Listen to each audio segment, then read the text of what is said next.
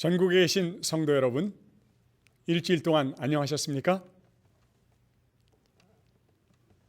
오늘은 2009 성경연구 두 번째 집회로 베드로의 달기라는 제목으로 말씀을 주시겠습니다. 주께서 나를 기가 막힐 웅덩이와 수렁에서 끌어올리시고 내 발을 반석 위에 두사 내 걸음을 견고케 하셨도다.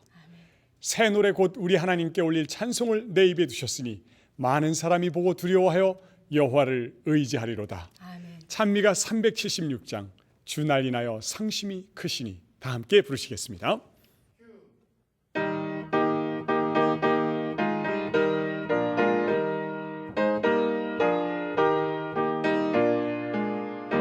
둘, 셋. 주 난리나여 상심이 크시니 내 맘 괴롭고 아프기 하는데 죄의 구렁에 파묻히시니 주가 사랑으로 건져내셨네. 이 진흙 속에서 날 건져 큰 반석의 속에 하신 주 내 입에도 찬송 주시니 주께 영광 할렐루야. 여자분들 주를 드시어 반석에 세우니 주의 곁에서 든든히 서겠네. 남자분들 주를 붙들며 위험지 않으니 그의 은혜로서 승리 얻게. 다같이 이 진흙 속에서 날 건져 큰 반석의 속에 하신 주 내 입에 또 찬송 주시니 주께 영광 할렐루야. 다같이 주 베푸신 그 은혜가 크시니 주의 선하심 노래에 전하고 그의 구원을 만방에 뻗쳐서 주를 믿는 자를 많이 얻겠네. 이 진흙 속에서 날 건져 큰 반석의 속에 하신 주 내 입에 또 찬송 주시니 주께 영광 할렐루야. 아멘. 할렐루야. 아멘. 우리를 죄에서 구원하시려 380장 다 함께 합니다.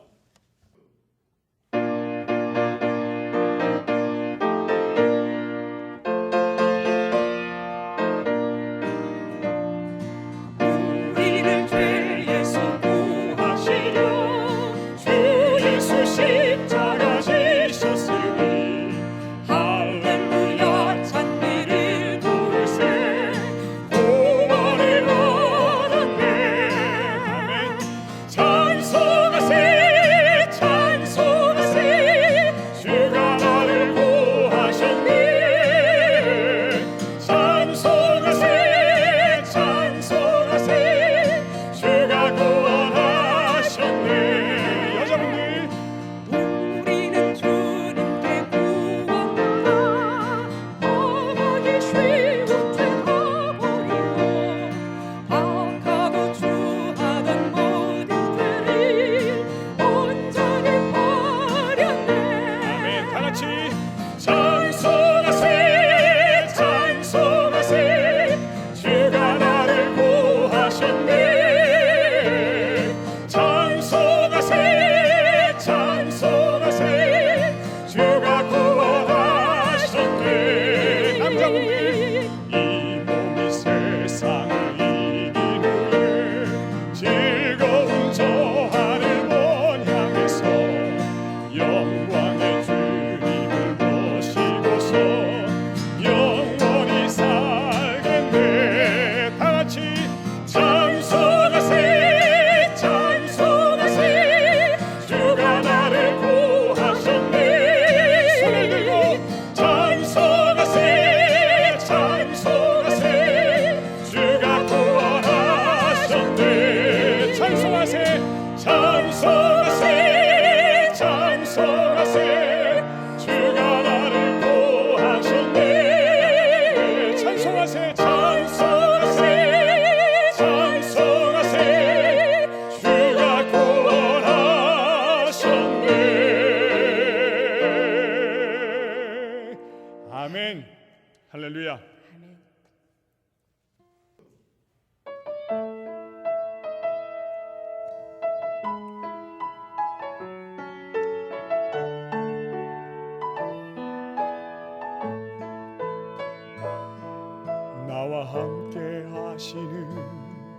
가장 소중한 주님, 영원토록 찬양 받으실 주님.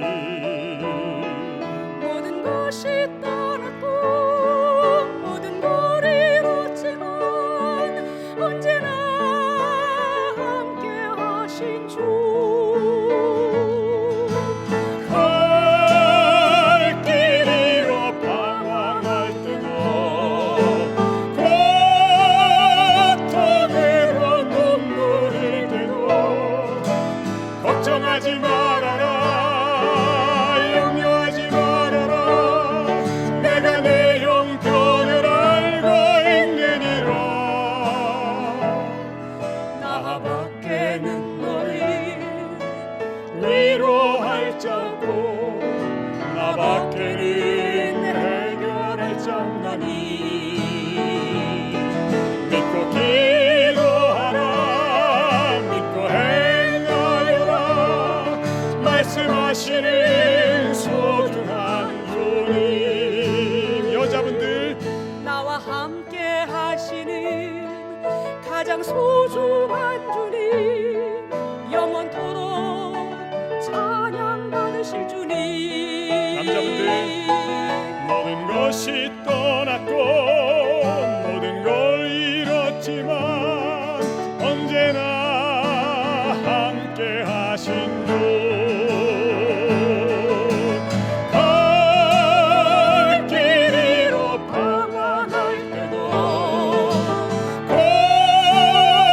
고통으로 눈물 흘릴 때도 감사하며 살아라, 찬송하며 살아라.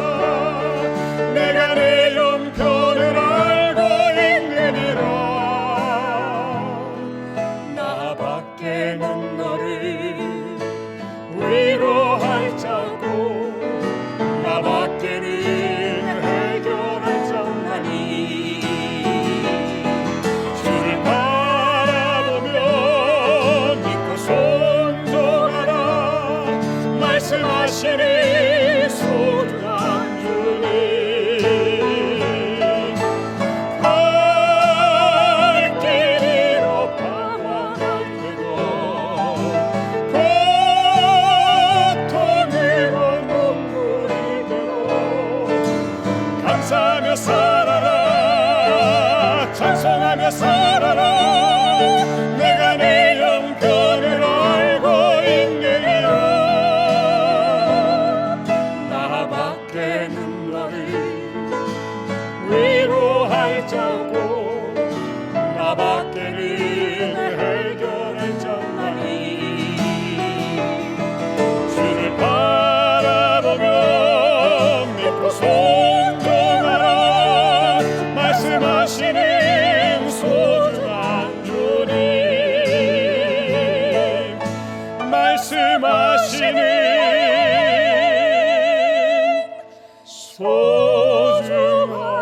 소중한 주님.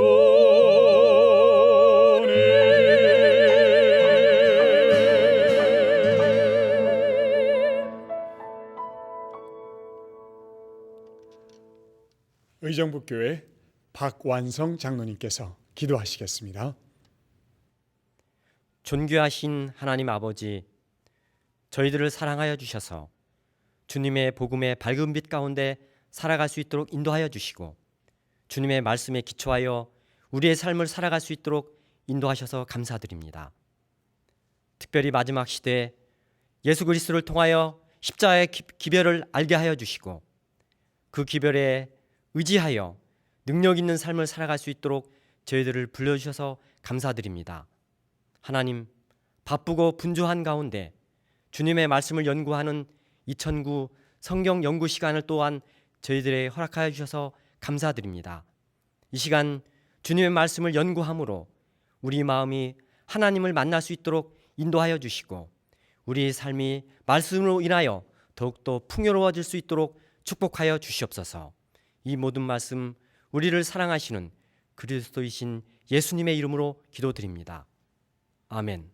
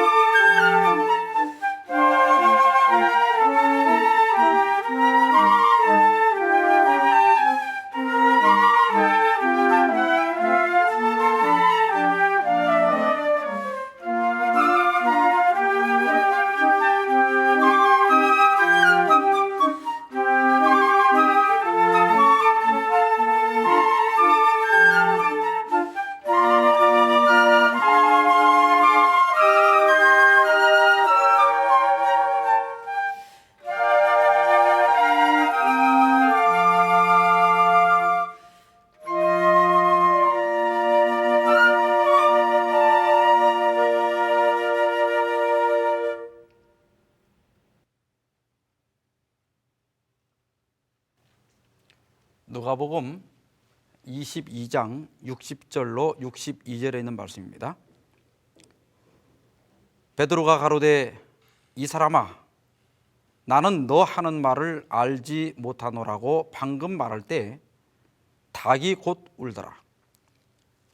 주께서 돌이켜 베드로를 보시니 베드로가 주의 말씀 곧 오늘 닭 울기 전에 내가 3번 나를 부인하리라 하심이 생각나서 밖에 나가서 심히 통곡하니라.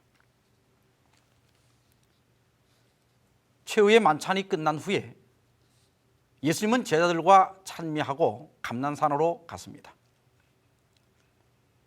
모두들 아무 말 없이 깊은 생각에 잠겨서 천천히 걸어가고 있었어요. 그때 예수님의 슬픈 목소리가 정막을 깨뜨렸습니다.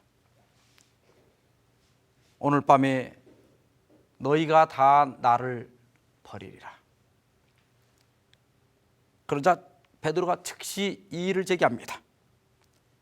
다 주를 버릴지라도 나는 언제든지 버리지 않겠나이다. 이 이야기는 마태복음 26장 34절 35절에서 끝이 납니다. 내가 진실로 내게 이르노니 오늘 밤 닭 울기 전에 내가 3번 나를 부인하리라. 베드로가 가로되 내가 주와 함께 죽을지언정 주를 부인하지 않겠나이다 하고 모든 제자도 이와 같이 말하니라. 베드로는 오게도 죽는데도 따라갈 준비를 하였다. 다 주를 버릴지라도 나는 버리지 않겠다. 주와 함께 죽을지언정 부인하지 않겠다. 수없이 강조하고 맹세하고 확인했지만 한 계집종 앞에서 단번에 어떻게 약간이라도 버텨보지도 못하고 그저 힘없이 맥없이 무너지고 말았습니다. 여러분, 베드로가 예수님을 3번째 부인할 때 어떤 일이 났습니까? 닭이 울었습니다. 닭이 언제 울었습니까? 방금 말할 때에 곧 울더라. 베드로가 예수님을 부인하자마자 곧 닭이 울었어요. 그 소리는 베드로의 양심을 파고들었어요. 바로 그때 신문을 받고 계시던 예수께서 돌이켜서 베드로를 바라보셨어요. 베드로의 눈이 예수님과 딱 마주쳤습니다. 베드로는 짐승처럼 울부짖으면서 밖으로 달려나갔어요. 그는 홀로 어둠을 헤치고 겟세마네 동산으로 가서 거기서 밤이 새도록 통곡하며 울었습니다. 그는 죽고 싶었어요. 큰 소리친 만큼 부끄러웠습니다. 그러나 베드로를 붙들고 있는 것이 있었어요. 그것은 돌이켜 자신을 바라보던 예수님의 동정의 눈빛이었습니다. 또한 너를 위하여 기도하였다는 예수님의 말씀이었어요. 베드로는 그날 밤 거기서 완전히 새로운 사람으로 거듭났습니다. 우리는 사도행전에서 베드로의 눈부신 활약을 다시 보게 됩니다. 베드로는 예수님을 3번이나 부인한 사람이었고 배신자였지만은 이날의 회개로 말미암아 오히려 전보다 더욱 충성스러운 사도가 되었습니다. 여러분, 우리 기독교만큼 죄에 대한 정의가 분명한 종교가 흔치 않습니다. 성경은 죄의 시작과 끝에 관한 이야기입니다. 모세 율법은 단지 살인을 금하고 있지만은 예수님은 미워하고 욕하는 것까지 정죄하고 있습니다. 모세 율법은 단지 간음을 금하고 있지만 예수께서는 여자를 보고 음욕만 품어도 이미 간음하였다고 말합니다. 성경은 죄를 회개하고 자복하라고 말합니다. 기독교는 왜 죄에 대하여 이렇게 민감합니까? 왜 죄를 고백해야 하며 왜 버려야 합니까? 첫째, 죄는 오염성을 갖고 있기 때문입니다. 에스겔 18장 24절에 보면 만일 의인이 돌이켜 그 의에서 떠나서 범죄하고 악인이 행하는 모든 가증한 일대로 행하면 살겠느냐? 그 행한 의로운 일은 하나도 기억함이 되지 아니하리니 그가 그 범한 허물과 그 지은 죄로 인하여 죽으리라. 의인이 의를 행하다가 하나만 법을 어기면 그 죄 때문에 죽는다는 거예요. 야고보 2장 10절, 누구든지 온 율법을 지키다가 그 하나에 거치면 모두 범한 자가 되나니. 어떤 분들은 이 구절을 들으면서 항의할지 모르겠어요. 하나님도 너무하시지. 사람이 온 율법을 지키다가 그 중에 하나를 범했다고 모두 범한 것으로 친단 말인가? 이 얼마나 가혹한 분이신가? 그래, 지금까지 선하게 산 것은 하나도 참작해 주지 않는단 말인가? 여러분이요, 이것은 하나님께서 가혹하시기 때문이 아니라 죄의 속성이 가혹하기 때문입니다. 제가 만일 전염성 질병을 가지고 있다면 제 질병은 다른 사람들에게 전염됩니다. 그러나 제가 아무리 건강해도 제 건강이 제 가족이나 다른 사람에게 전염되지는 않습니다. 마찬가지로 한 가지의 죄악이 나의 생명 전체를 사망 가운데 던지지만 선한 행위 하나가 나머지 죄에서 우리를 구원하지는 못하는 것입니다. 여러분, 여기 물컵이 있는데요, 제가 여기 오른쪽에다가 독약을 한 방울 떨어뜨렸어요. 그러면 여러분, 제가 어느 쪽이 동물이고 어느 쪽은 깨끗한 물입니까? 제가 이걸 이쪽으로 돌려 먹으면 괜찮습니까? 여러분, 단 한 방울의 독약이 이 컵 전체의 물을 동물로 만드는 것입니다. 죄도 마찬가지. 한 가지 죄가 우리의 생명의 샘 전체를 중독시키는 겁니다. 이것이 바로 죄의 오염성이에요. 둘째로 죄는 추격성을 갖고 있습니다. 민수기 32장 23절에 보면 너희 죄가 정녕 너희를 찾아낼 줄 알라. 이 말은 이미 정복된 요단 동편을 차지한 후에 요단강을 건너가지 않으려고 하는 르우벤과 갓지파를 향해서 모세가 한 말입니다. 대부분의 사람들은 죄를 감추어두고 싶어요. 그러나 죄는 그 범한 자를 추적합니다. 야곱이 야복강가에서 천사를 만나 씨름할 때 그는 사실상 20년 전에 죄악을 만나서 씨름하고 있었던 겁니다. 아브라함이 그 아들 이삭을 제단에 올려놓을 때 사실 그는 지난 35년 전에 하갈을 통하여 이스마엘을 낳았던 불신의 죄를 제단에 올려놓고 있었던 겁니다. 아간은 여리고성을 점령한 후에 하나님의 금령에도 불구하고 신할산 외투 한 벌과 은 200세겔 또 금 50세겔을 취해서 그 장막 밑에 그 땅을 파고서 거기다 묻어놨어요. 그러나 하나님은 아간의 죄를 드러내시고 아간과 그의 가족들은 아골 골짜기에서 처형을 받았습니다. 여러분 기억하십시오. 우리가 아무리 죄를 깊이 감추어도 죄가 우리를 찾아내고 말 것입니다. 다윗은 그가 범죄하고 이 죄의 추격을 당할 때 그 경험을 시편 32편과 51편에 기록했습니다. 시편 51편 3절에 대저 나는 내 죄의 과를 아우니 내 죄가 항상 내 앞에 있나이다. 여러분, 그 죄는 비밀리 저질러졌지만은 그러나 죄는 다윗을 추격하고 있었어요. 시편 32편 4절 주의 손이 주야로 나를 누르시오니 내 진액이 화하여 여름 가물의 마름같이 되었나이다.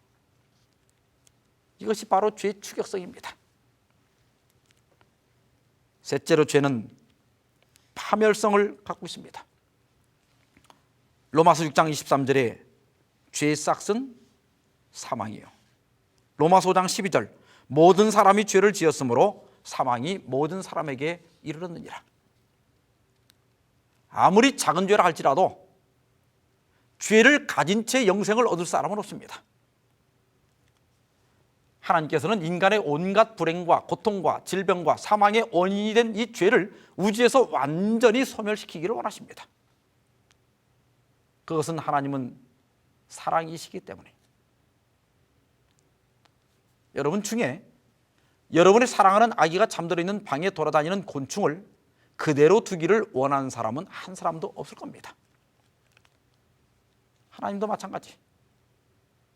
하나님께서는 죄인은 죽음같이 미워하시나 죄인은 죽음보다 더한 사랑으로 사랑하십니다.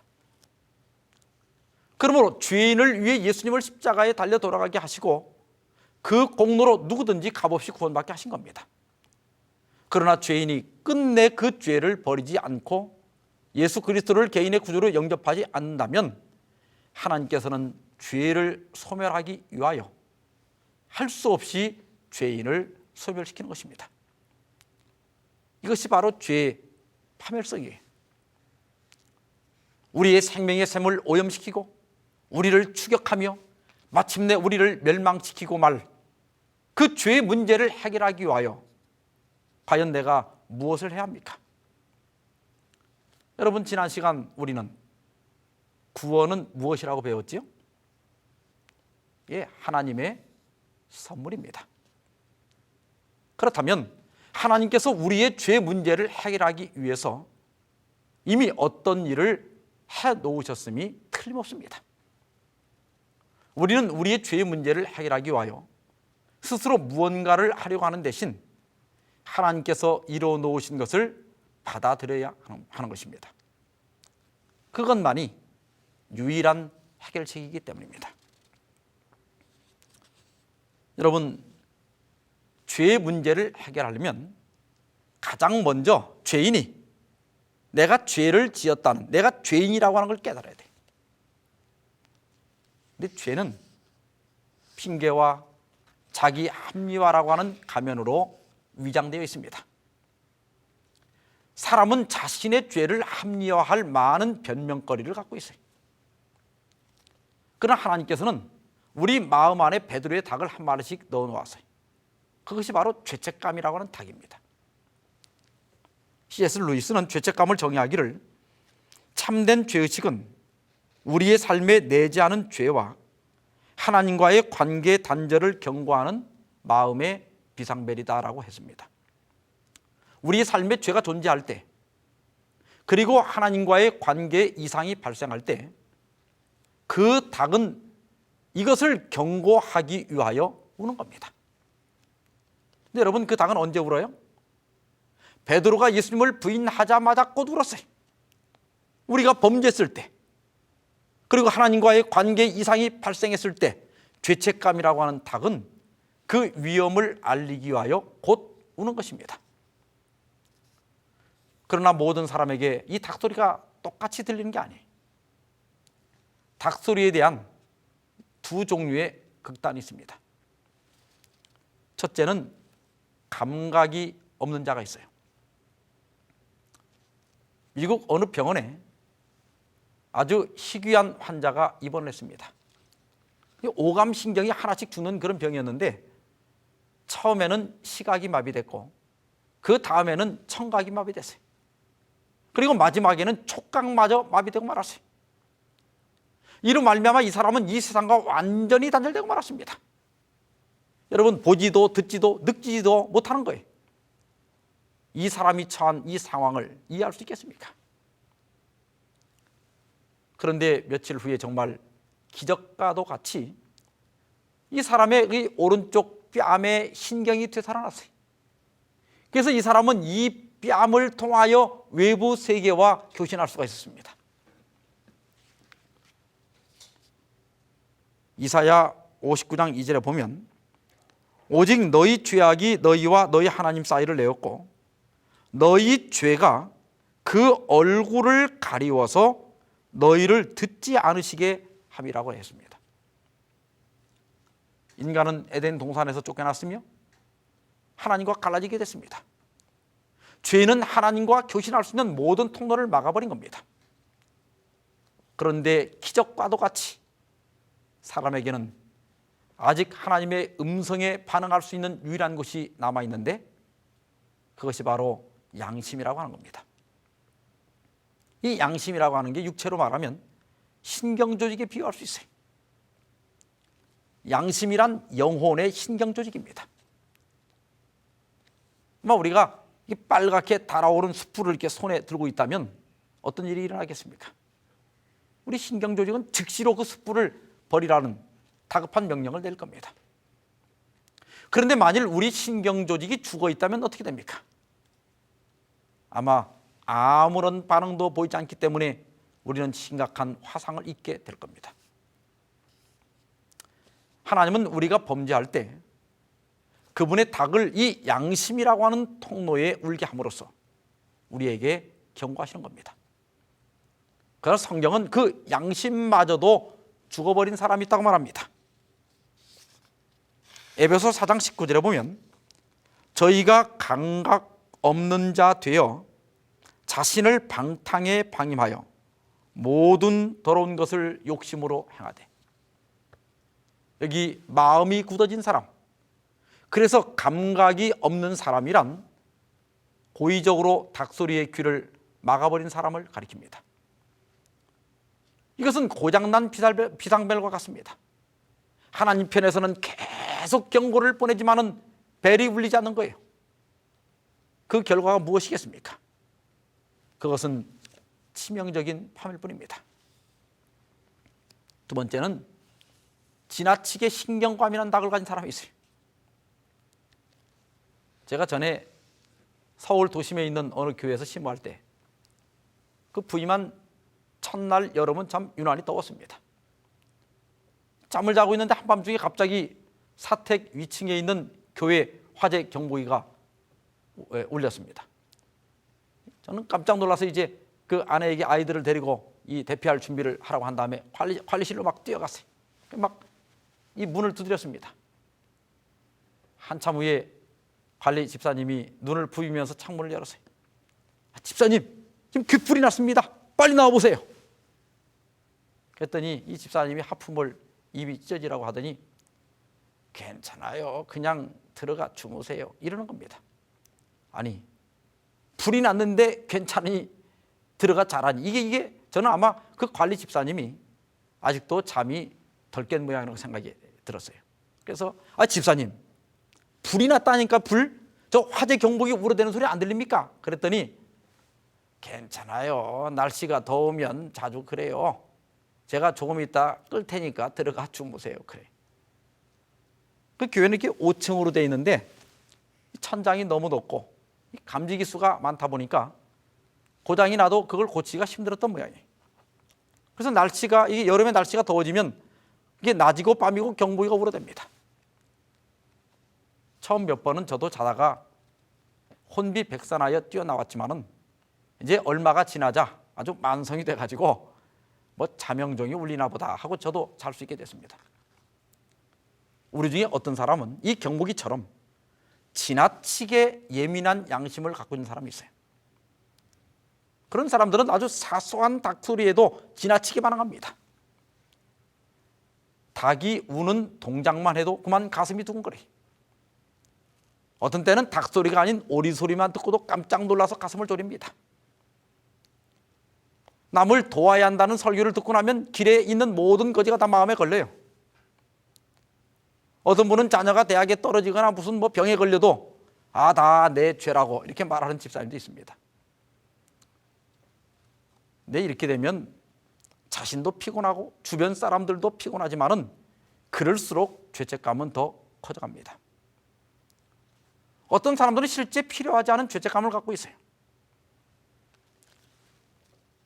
스위스의 저명한 심리학자인 폴 토르니에는 잘못된 죄의식은 인간적인 판단과 제한에서 오는 것이다라고 하였습니다. 우리는 자신이 가지고 있는 죄의식들을 주의 깊게 분석할 필요가 있습니다. 잘못된 죄의식을 갖게 되면 마치 밑이 깨어진 그릇과 같게 돼요. 삶의 기쁨과 만족, 믿음의 확신과 안정감이 다 깨어집니다. 죄의식은 그것이 올바른 것이든 잘못된 것이든 속히 해결해야 돼요. 죄의식이 있는 그 자체가 문제가 아니라 그 죄의식을 잘못 다룰 때 문제가 됩니다. 그러면 잘못된 죄의식은 왜 생겨납니까? 첫째로 그것은 우리를 조정하려는 사람들이 고안해낸 사상과 관념들 때문에 생겨납니다. 사람들 중에는 특별히 예민한 양심을 가진 사람들이 있습니다. 그들은 자신이 받고 있는 양심적 고통을 다른 사람도 느끼게 하기 위해서 노력해요. 그들은 불필요한 규율과 또 규칙을 정합니다. 또 표준을 고안합니다. 우리에게 양심의 가책을 갖게 하려고 하고 또 우리를 조정하려고 합니다. 그들은 매우 고상하고 높은 표준을 가진 것처럼 보이지만은 사실은 율법주의자들인 경우가 많습니다. 우리는 신앙과 관련하여 제안된 여러 주장들이 과연 성경과 일치하는지 혹은 과연 하나님께서 그것을 원하시는 것인지 면밀히 살펴볼 필요가 있습니다. 둘째는 사단이 우리를 계속해서 참소하기 때문입니다. 스가랴 3장에 보면 사단이 대제사장 여호수아를 하나님 앞에서 참소하는 장면이 나옵니다. 계시록 12장 10절에 보면 사단은 우리 형제들을 참소하던 자, 곧 우리 하나님 앞에서 밤낮 참소하는 자라고 그렇게 기록하고 있습니다. 사단은 비록 우리가 구원을 받다 할지라도 그렇게 쉽게 자신의 포로를 내어주지 않습니다. 선지자왕 586페이지에 보면 사단은 하나님께 용서와 은혜를 구하는 자들은 그것을 얻게 된다는 사실을 알고 있기 때문에 그들의 죄악을 제시하여 낙담시키려 한다. 사단은 하나님께 순종하려고 노력하는 사람들을 대적하여 끊임없이 고소할 기회를 찾고 있다고 했습니다. 사단이 우리의 죄를 지적하며 우리를 위협할 때 결코 낙심하지 마십시오. 주님은 죄 때문에 우리를 포기하지 않습니다. 청년에게 보내는 기별 109, 110페이지입니다. 사단은 우리의 마음을 이끌어 전능하신 구주를 떠나게 하고 우리로 하여금 우리의 영혼의 타락에 대하여 깊이 생각하게 하려고 힘쓴다. 그러나 비록 예수께서 과거의 범죄를 보고 계실지라도 그는 사유하신다고 말씀하신다. 그러므로 우리는 그의 사랑을 의심함으로 그분의 이름을 더럽히지 말아야 한다. 죄책감은 십자가 아래 내려놓아야 한다. 그렇지 않으면 그것이 생명의 샘을 중독시킬 것이다. 여러분, 주님께서 우리 과거의 죄를 보고 계실지라도 사유하신다고 말한다. 여러분, 사단의 이러한 참소 때문에 낙담하지 마시기 바랍니다. 셋째, 우리의 감정이 시시때때로 변화되기 때문입니다. 이 사람의 감정이라고 하는 것은 그 하늘의 구름 같은 거예요. 우리는 자주 감정의 변화를 경험합니다. 특별히 여성들은 생리적으로 주기적인 의기소침이나 우울증에 빠질 수 있습니다. 어제까지 멀쩡하다가 오늘 갑자기 깊은 실망과 좌절에 빠져요. 그러나 구름에 상관없이 그 구름 너머에는 언제나 태양이 빛나고 있듯이 우리의 감정에 상관없이 하나님의 사랑은 동일한 것입니다. 청년에게 보내는 기별 111페이지입니다. 때때로 우리의 무가치함에 대한 깊은 느낌에서 영혼이 공포에 떠는 일이 있다. 그러나 이것은 우리에게 향한 하나님의 태도가 변하였다거나 또는 하나님을 향한 우리의 태도가 변화한 증거는 되지 못한다. 우리는 믿음으로 그리스도의 손을 붙잡고 어둠 가운데서도 빛 가운데서와 마찬가지로 그분을 전적으로 신뢰해야 한다.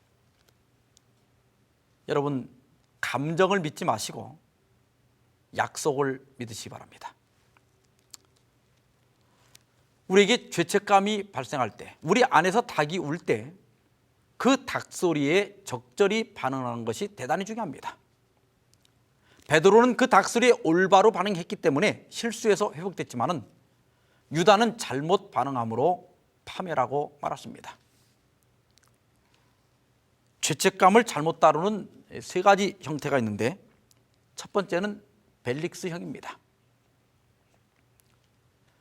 가이사라에 머물러 있던 벨릭스 총독은 바울이 얼마나 설교를 잘하는지 궁금해했어요. 그래서 바울을 오라고 해서 설교를 시켰는데, 바울은 이게 그에게 마지막 기회라고 생각해서 의와 절제와 장차 오는 심판에 대해서 강론했습니다. 하나님의 성령께서 벨릭스의 마음의 죄를 깨닫게 했어요. 죽은 양심은 살아나고 그의 닭은 힘차게 울기 시작했습니다. 범죄한 과거가 회상됐습니다. 이처럼 진리가 그의 마음에 절실히 다가온 적은 전에는 결코 없었습니다. 그러나 죄를 깨달았을 때 벨릭스는 그것을 회개하는 대신에 반갑지 않은 영상들을 흩어버리고자 노력했습니다. 그래서 시방은 가라, 내가 틈이 있으면 너를 부리라고 하였습니다. 그러나 그것이 끝이었습니다. 최후의 기회를 무시한 그는 다시는 회개할 기회를 얻을 수가 없었습니다. 그래서 이 벨릭스 형은 죄책감이 생겨날 때 이를 억눌러 버리는 것을 의미합니다. 닭이 힘차게 울어댈 때 그들은 회개하는 대신에 벨릭스처럼 나중으로 미룹니다. 그러나 기회는 늘 주어지는 것이 아닙니다. 청년에게 보내는 기별 96페이지에 보면 성령의 호소에 대한 한 번의 반항은 그 두 번째 반항의 길을 준비한다. 이렇게 함으로 마음은 굳어지고 양심이 마비된다. 그러므로 우리는 우리 안에서 닭이 힘차게 울 때 이를 무시하거나 억눌러 버려서는 안 됩니다. 두 번째는 아담형인데요, 아담은 범죄한 직후에 하나님이 주셔서 나와 함께 하게 하신 여자, 그가 그 나무 실과를 내게 주어서 내가 먹었다, 이렇게 말했습니다. 또 여자는 뱀을 비난했어요. 뱀이 나를 꿰물어 내가 먹었나이다. 여러분, 하와의 변명 가운데는 왜 하나님께서 뱀을 만들었습니까? 왜 하나님께서 뱀이 에덴 동산에 들어오게 하셨습니까? 이런 질문이 암시되어 있는 거예요. 아담과 하와는 자신의 죄를 변명하고 그 책임을 하나님께 돌렸습니다. 정로기단 40페이지에 보면 자기 변명의 정신은 거짓말하는 자의 아비에게서부터 시작되어 모든 아담의 자손들이 나타내었다고 했습니다. 이 아담형은 자신의 죄를 변명하거나 핑계하거나 합리하는 것을 의미합니다. 그러나 코리텐붐 여사는 예수 그리스도의 피는 핑계하는 자의 죄를 깨끗게 하신 일이 없다고 하였습니다. 여러분, 그렇습니다. 우리가 아무리 그럴듯한 말로 우리 죄를 변명하고 핑계하고 합리화한다 할지라도 그것이 죄를 용서받게 하지는 못하는 것입니다. 셋째는 유다형입니다. 어느 날 저녁 예배 시간에 제가 회개에 대한 설교를 하면서 유다와 베드로를 비교해서 설명한 적이 있습니다. 설교를 끝나고 이제 집에 들어와 있는데 밤늦게 한 분이 전화를 했어요.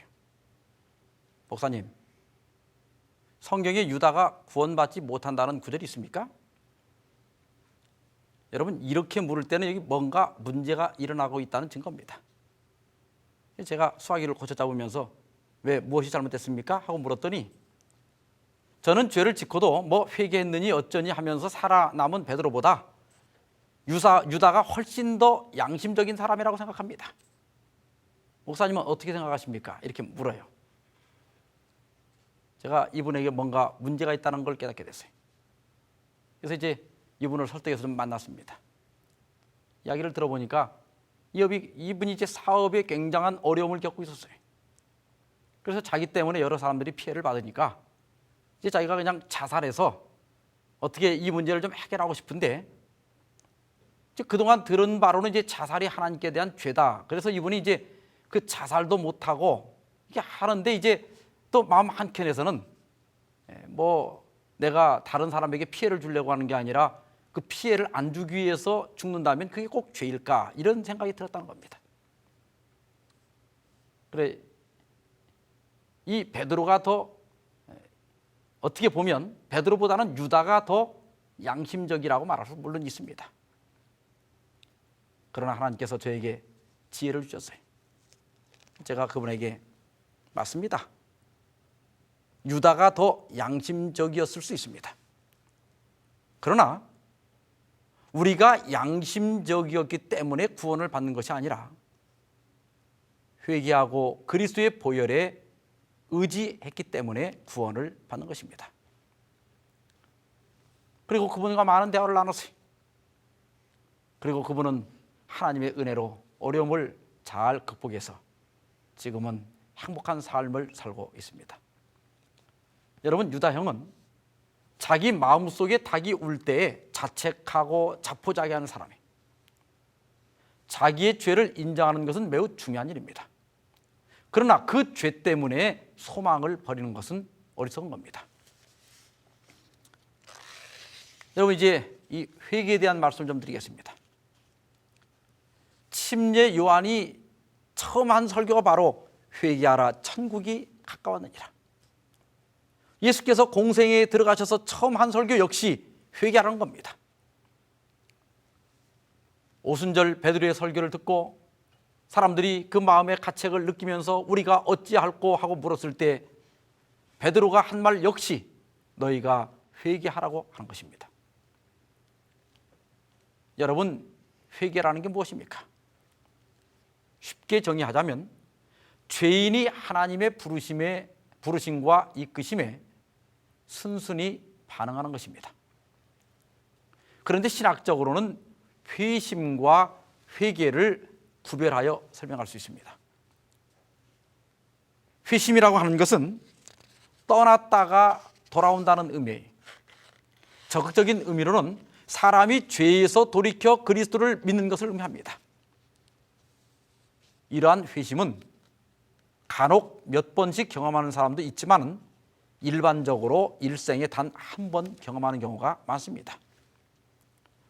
이에 비하여 회개라고 하는 것은 죄를 깨닫고 죄로부터 결정적으로 돌아서는 것을 의미합니다. 그리고 대개의 경우 회개는 반복해서 경험하게 됩니다. 부자 선지자 557페이지에 보면 참된 회개란 죄에 대하여 슬퍼하는 것 그 이상을 의미한다. 그것은 악으로부터 결정적으로 돌아서는 것이라고 했습니다. 여러분, 회개에는 세 가지 요소가 있는데 첫째는 생각이 변하는 겁니다. 지적 회개입니다. 이것은 하나님을 떠난 혹은 하나님께 범죄한 자신의 삶이 잘못되었음을 인정하는 겁니다. 죄를 인정하는 것은 그리 쉬운 일이 아닙니다. 용기가 필요해요. 그러나 우리가 나의 삶이 잘못되었다고 과감하게 인정하면 즉시로 하나님께서 우리를 구원하시기 위하여 우리의 삶에 개입하기 시작하십니다. 둘째는 감정의 변화입니다. 정적 회개입니다. 하나님께 대한 불신과 자신의 죄를 슬퍼하는 것, 그것이 바로 진정한 회개입니다. 성경은 우리가 세상 일로 인하여 근심하지 말도록 권고하는 한편 고린도후서 7장 9절 10절에 보면 회개에 이르게 하는 근심은 가져야 한다고 권고하고 있습니다. 만일 우리가 진정으로 죄를 슬퍼하고 미워하지 않았다면 우리가 아무리 많은 기도를 드렸다 할지라도 사실상 진정으로 죄의 용서를 구하지 않은 것과 같은 것입니다. 그래서 교회증언 5권 636페이지 보면 만일 우리가 회개할 것이 없는 회개를 경험하지 않고 진정한 영혼의 겸비와 심령의 통회로서 우리의 죄를 고백하고 우리의 죄악을 미워하지 않았으면 우리는 결코 죄의 용서를 진정으로 구하지 않은 것이다. 세 번째는 목적의 변화입니다. 의적 회개. 이것은 죄로부터 결정적으로 돌아서는 겁니다. 정로의 계단 37쪽에 보면 자기의 죄를 숨기는 자는 형통치 못하나 죄를 자복하고 버리는 자는 불쌍히 여김을 받으리라고 말씀하셨습니다. 하나님께 불쌍히 여기심을 받는 조건은 단순하고 공정하고 합리적입니다. 주께서는 우리가 죄의 용서를 받기 위하여 무슨 괴로운 일을 행하기를 원치 않습니다. 우리는 하늘에 계신 하나님의 은총을 받기 위하여 또는 우리의 죄과를 속하기 위하여 멀고 지리한 순례나 또는 고통스러운 고행을 할 필요가 없습니다. 다만 죄를 자복하고 버리는 자는 불쌍히 여김을 받을 것입니다. 성경은 회개하는 자의 죄를 용서할 것에 대한 보증으로 가득 차 있습니다. 이사야 55장 7절, 악인은 그 길을, 불의한 자는 그 생각을 버리고 여호와께로 돌아오라. 그리하면 그가 긍휼히 여기시리라. 우리 하나님께로 나오라. 그가 널리 용서하시리라. 요한일서 1장 7절, 그 아들 예수의 피가 우리를 모든 죄에서 깨끗하게 하실 것이요. 요한일서 1장 9절, 만일 우리가 우리 죄를 자백하면 저는 미쁘시고 의로우사 우리 죄를 사하시며 모든 불의에서 우리를 깨끗게 하실 것이요. 제가 대학에 다닐 때 채플 시간에 한 선교사에게 들은 실화입니다. 시골에 사는 한 장로님이 아들을 먼 도시에 있는 학교에 보내게 됐습니다. 그런데 이 장로님에게는 한 가지 걱정이 있었어요. 그 동네에서 그 학교에 진학한 아이들 중에 몇 아이들이 그 나쁜 서클의 영향으로 말미암아 타락하고 믿음을 떠난 일이 있었기 때문입니다. 아들이 학교에 입학하는 날, 아버지는 그 아들에게 그 서클에 가입하지 않는 조건으로 학비를 대주기로 약속을 했습니다. 아들은 1년 동안은 아버지와 약속을 잘 지켰지만은 2학년 때 약속을 어기고 그 서클에 가입을 했습니다. 아버지가 이 사실을 알면 학비를 대주지 않을 것이기 때문에 아들은 아버지를 속였습니다. 드디어 이제 졸업할 때가 됐어요. 아들의 마음속에 아버지를 속였다는 죄책감이 들었습니다. 그래서 아들은 회개의 기도를 드린 다음에 그 아버지께 용서의 편지를 보냈어요. 그리고 이제 내가 약속을 어겼기 때문에 집으로 돌아가지 않고 취직을 한 다음에 3년분의 학비를 벌어서 갚고 아버지께로 돌아가겠다고 말했습니다. 편지를 보내고 노심초사하던 그 아들에게 아버지의 전보가 날라들었어요. 그 전보의 내용은 이렇습니다. 사랑하는 아들아, 나는 네가 그 서클에 가입한 이틀 후에 그 소식을 들었다. 나는 몹시 섭섭했지만 그날 밤 너를 용서하고 계속해서 학비를 보내기로 결정하였다. 지난 3년 동안 네가 용서를 빌기만을 기다려왔다. 아들아, 나는 이미 3년 전에 너를 용서하였다. 아무 걱정하지 말고 속히 집으로 돌아오너라. 이것이 바로 하나님께서 저와 여러분에게 보내시는 메시지입니다. 이사야 44장 22절에 내가 내 허물을 빽빽한 구름이 사라진 같이 내 죄를 안개에 사라진 같이 도말하였으니 너는 내게로 돌아오라. 내가 너를 구속하였습니다. 하나님은 죄책감에 떨고 있는 우리에게 과연 이 죄를 용서하실까 의심하는 우리에게 말씀하십니다. 나는 이미 2000년 전에 십자가에서 너의 죄를 용서하고 너의 죄를 넘어갔다. 걱정하지 말고 속히 내게로 돌아오너라. 사랑하는 여러분, 아무것도 염려하지 마시고 우리 하나님께로 돌아가게 되시기를 간절히 바라면서 말씀 마치겠습니다.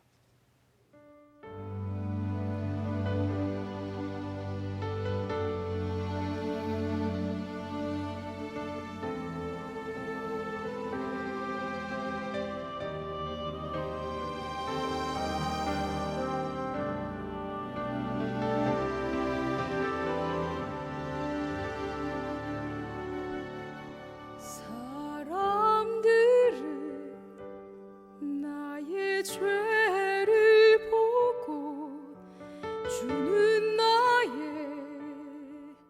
아픔을 보내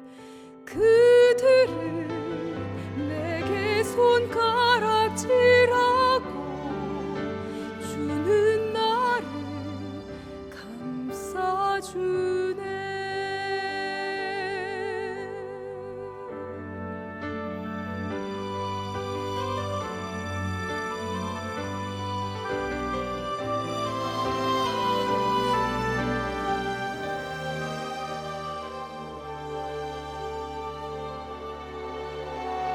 죄 없는 이가 먼저 치라.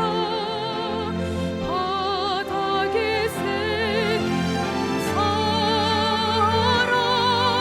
십자가에 다시 새겨 나의 생명의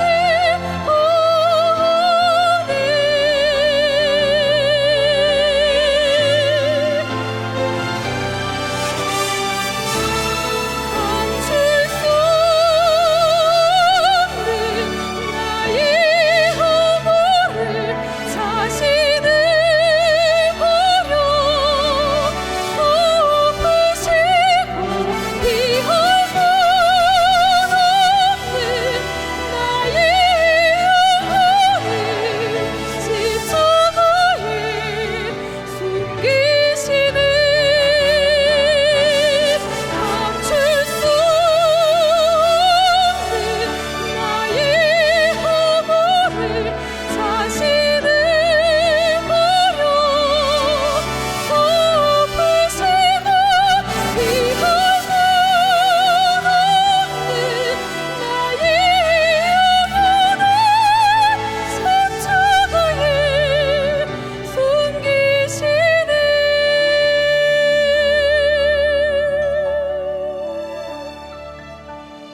나의 소재와 죽음을 대신 당하신 그의 십자가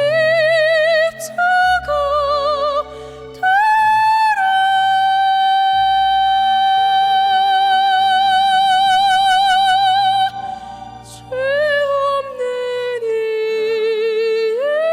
이에서 그의 십자가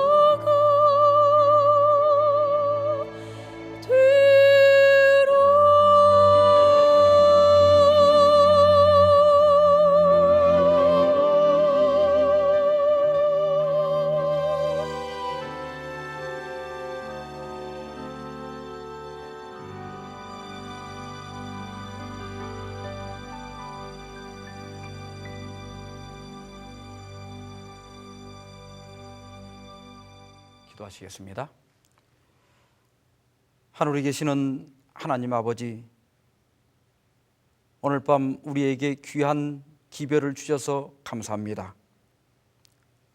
2000년 전 예수께서 십자가에서 피 흘려 운명하실 때 우리의 죄의 문제를 해결하시고 우리의 죄를 넘어가시고 우리의 죄를 용서하신 하나님의 그 사랑을 저희가 믿사오니 주여, 오늘 우리가 이 용서의 확신을 가지고 성전을 떠날 수 있도록 인도하여 주시옵소서. 뿐만 아니라 다시는 우리가 죄를 범치 않도록 주의 천사로 우리를 지키시고 인도하셔서 우리가 죄로부터 승리하는 생애를 살아갈 수 있도록 도와주시옵소서.